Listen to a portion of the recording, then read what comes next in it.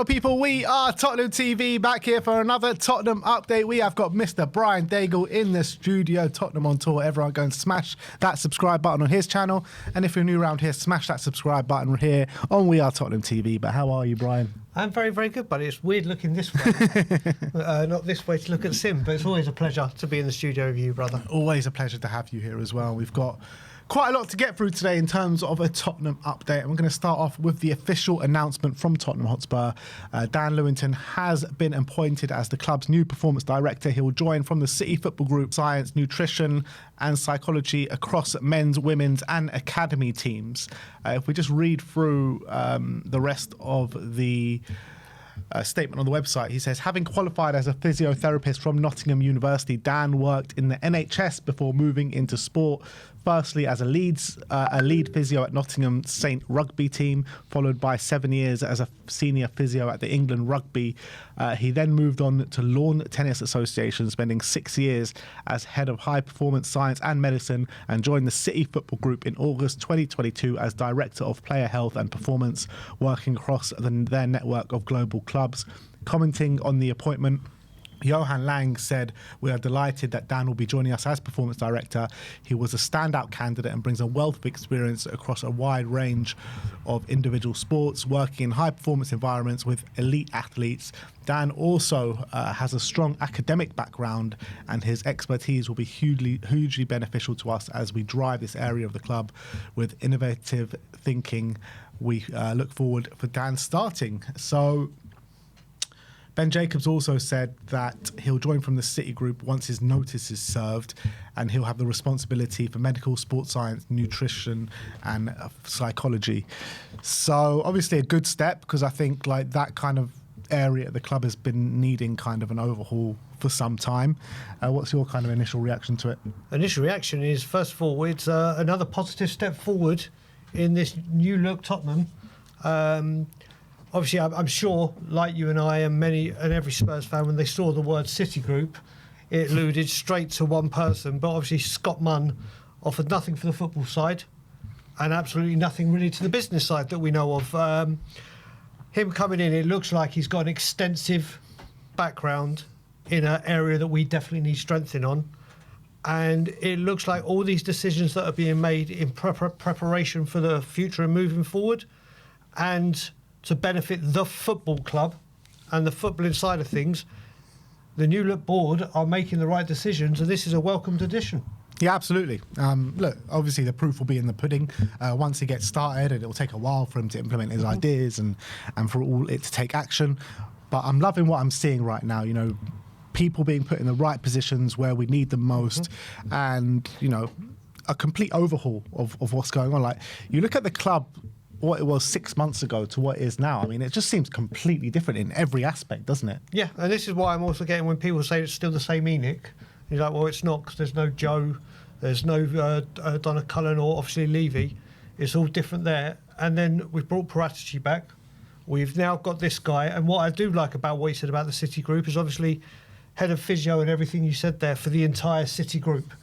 So he has worked in a very high power position for a group that have got a lot of clubs around the world.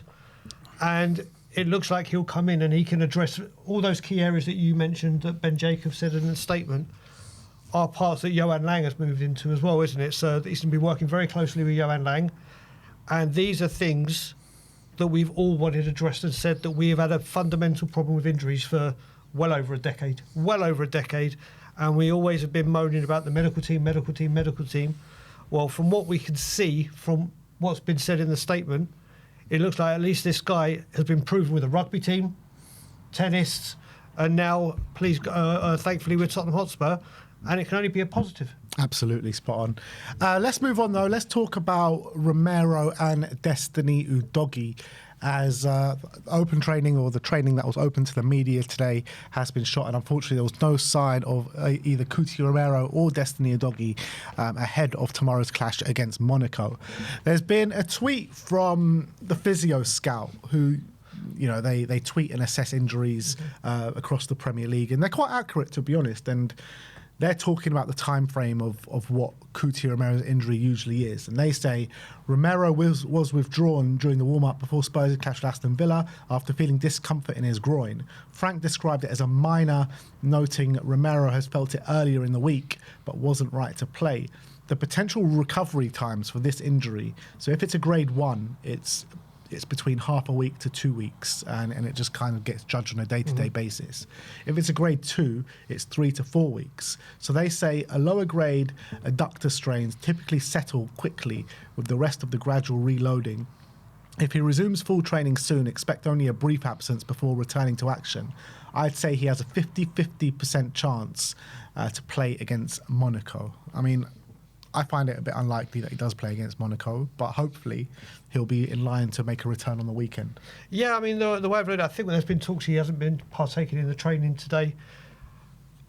As much as it showed on Sunday how much we miss him, I think taking the precaution and keeping him out, I'd rather have him out of Monaco than we've got a huge week coming up domestically. Obviously, Everton away, Newcastle in the Cup, and then the big one against Chelsea. And what with Christmas literally around the corner and all these non-stop games coming, I'd rather we take the precautions and keep them fit rather than bringing them out and having the injury scenarios that we've had. So we've been burnt like that before, haven't we? Exactly. Because we've rushed him back before. We've rushed Mickey Van Ven back before. Yep, we've rushed Destiny back before. And we've rushed it, and we've seen what happened there. Exactly. So I think as much as it pains, I mean, there's still a long way to go in the Champions League. So losing him for one game, yeah, you want him there at Monaco, obviously, and captain in the team. But if it was like, right, we rest him so he's ready for what we've got upcoming, and we've obviously got Man United as well in another Champions League game. I like that we're taking precautions, and with Kevin Danso already in the rings, obviously they're two different type of players, but I love Kevin Danso, and I don't think he ever lets us down. So it's better to be cautious than short-term game for long-term absent.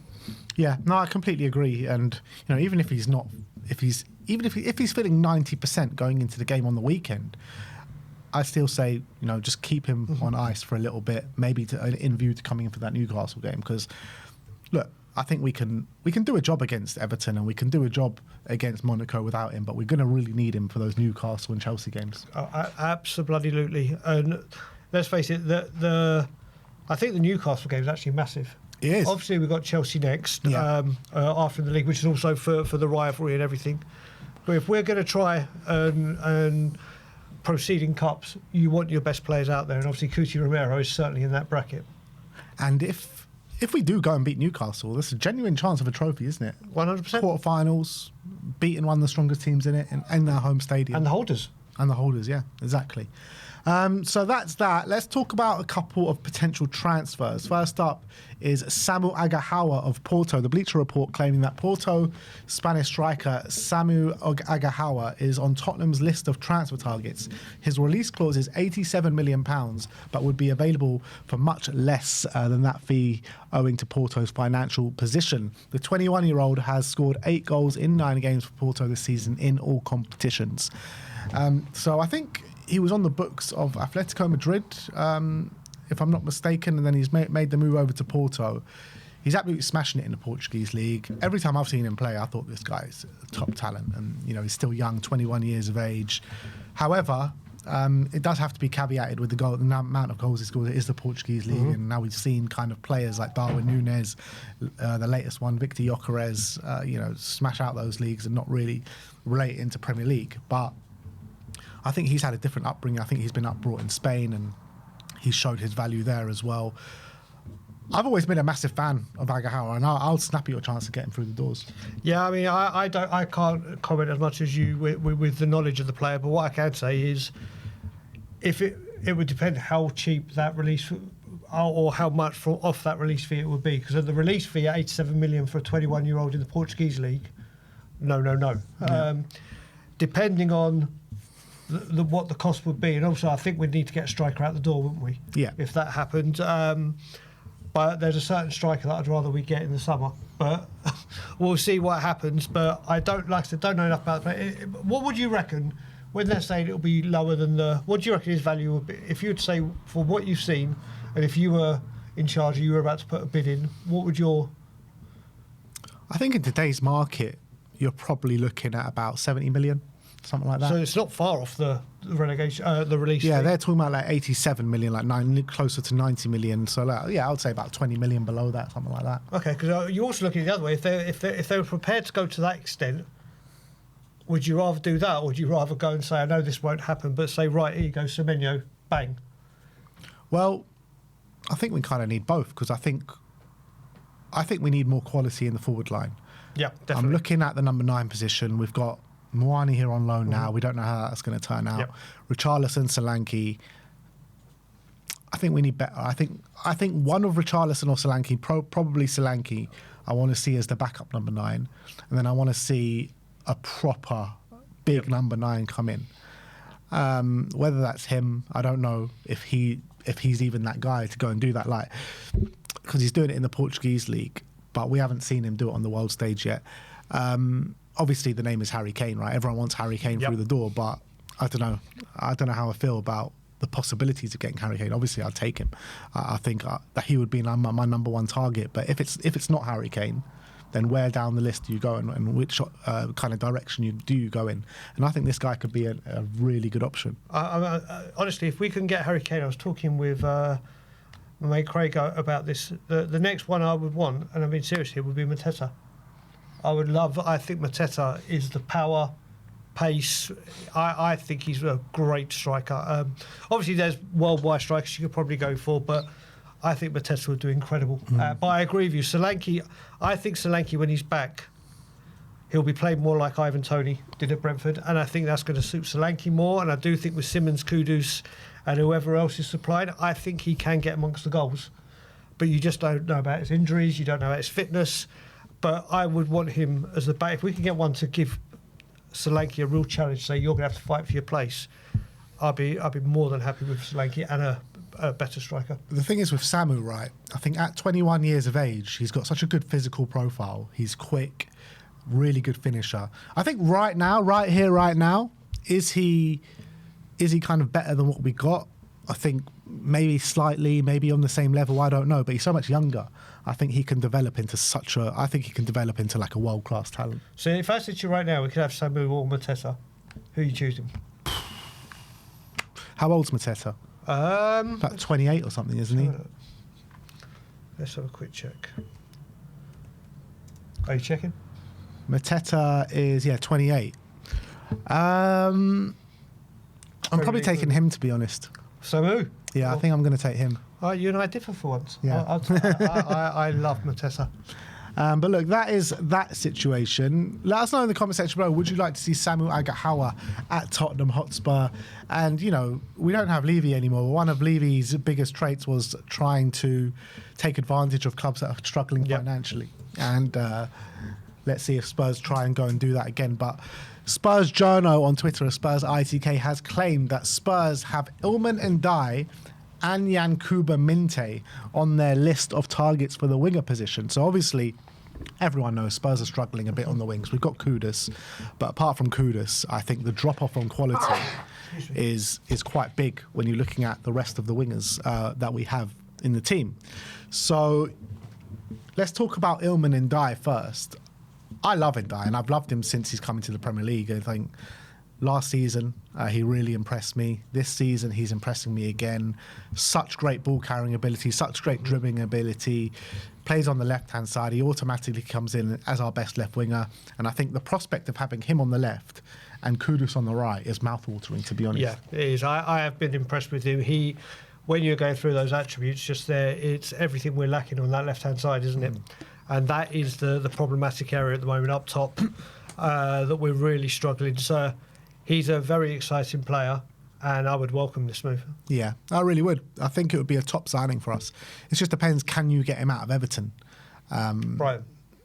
No, Ilman Ndiaye. I'm talking about Ndiaye. Sorry. So, went mad. Yeah. Sorry. Sorry. Yeah. I think he's linked up actually, which has been good. He's linked up very well with Jack Grealish, hasn't he? When he's been on the other side. So if he can kind of get that rapport with Kudus. The thing is, though, like, if you bring in an Ndiaye on the left-hand side, you look at the way teams set up against us. Take the Aston Villa game for an example, right?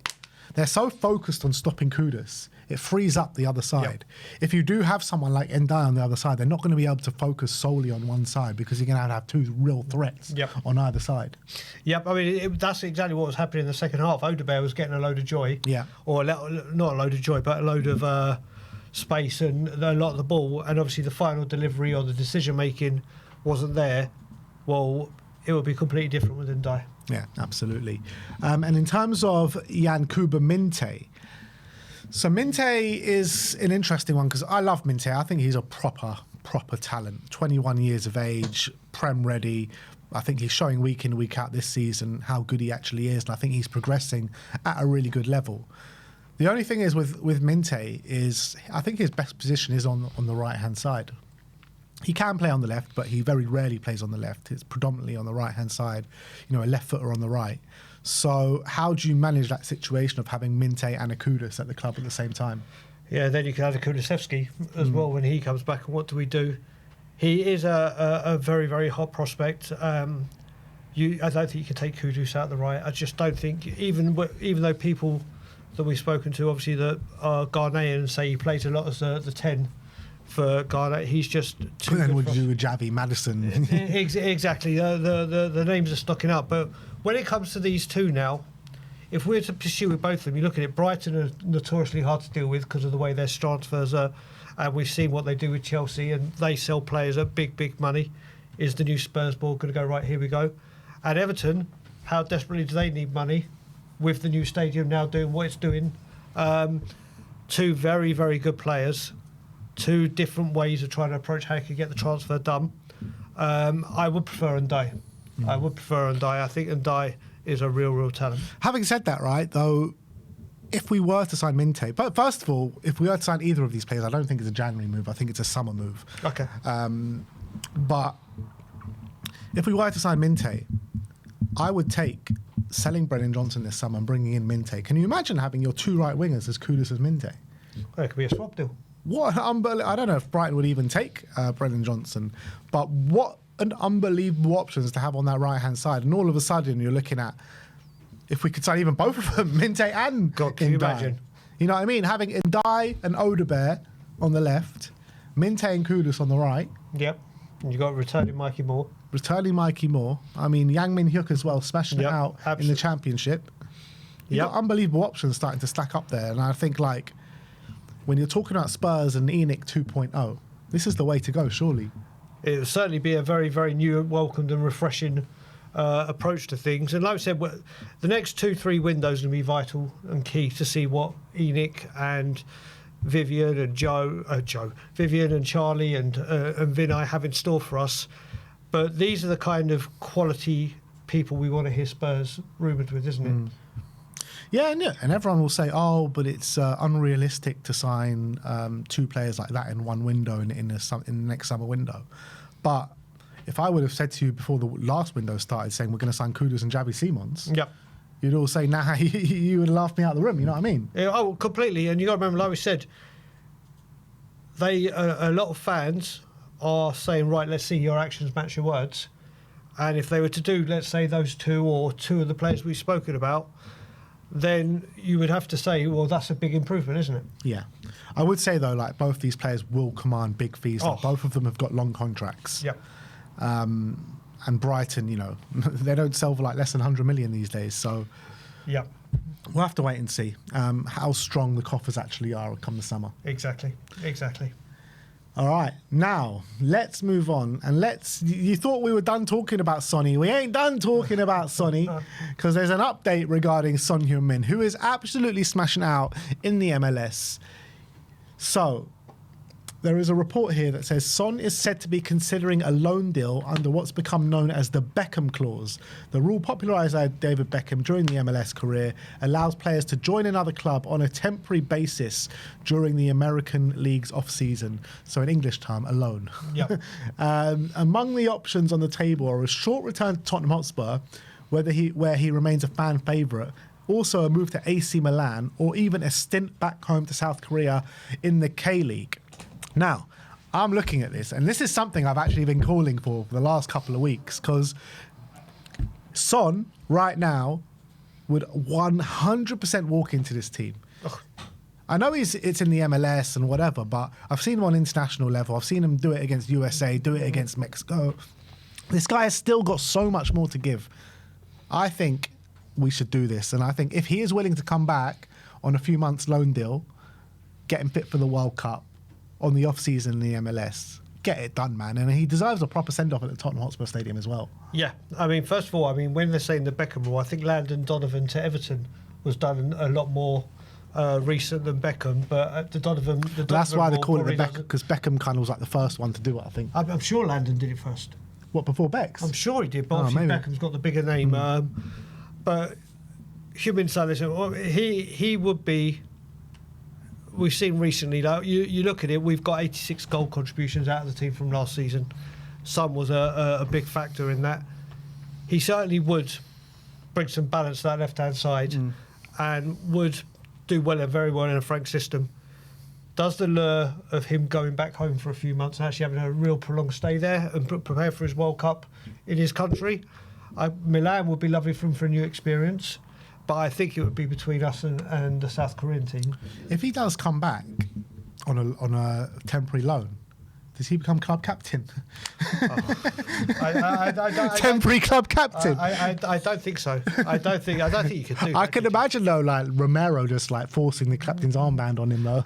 Or saying, or the exact opposite way, going, listen, I'm in charge now. Either way, but we were all saying, even it was alluded to that he might come back in January for that goodbye. Maybe it's going to be a prolonged goodbye and a second stint like a Thierry Henry did down the road. We'll see.